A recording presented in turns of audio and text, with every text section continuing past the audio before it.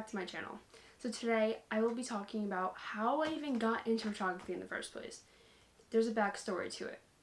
As a child, I remember my dad carrying around a camera, taking photos of me and everyday life. And it's funny because we still have those cameras. He had this Canon EOS Rebel G film camera. This camera was actually released in 1996, years before I was born. He had used this one, and he had also used this point and shoot Kodak Advantix F600. He had used these two, and I remember him using them, and as I grew older, he had then gotten a digital Nikon D5000. He had gotten that camera, and I remember being so interested in it and like how it worked and what like it was able to capture in the moment's time.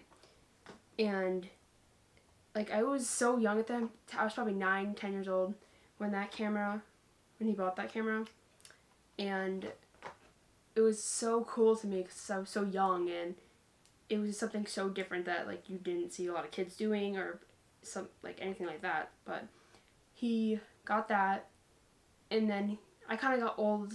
Like, you know how kids are, our attention span isn't that great. So I stuck with sports, did my thing, and then a few years after that, I was probably 13, I found myself buying the Nikon D5300, so a couple models newer than the one we had before. And I still didn't really know what I was doing with it. I only used it in autofocus. I still only used the kit lens. I didn't understand what different lenses meant. I didn't understand anything about it, like anything. But I wanted it, so I bought it with my own money, and I just did it.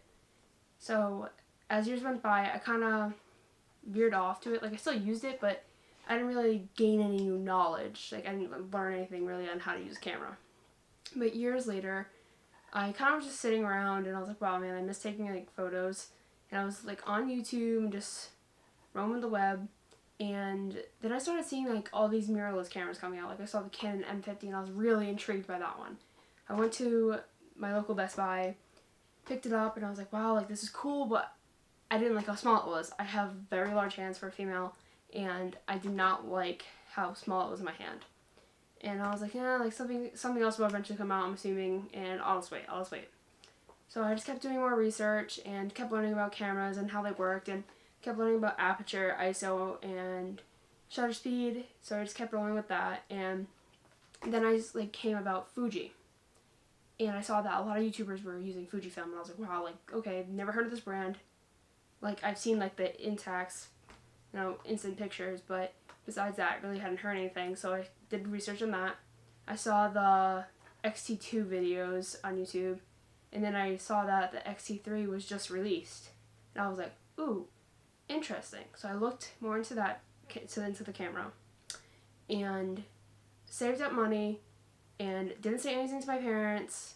I was in college, and I was like, you know what, screw it, I'm just gonna buy it. So I bought it, and I don't regret the purchase at all. Like, it's been a great purchase, and honestly, I have learned so much from using a mirrorless camera.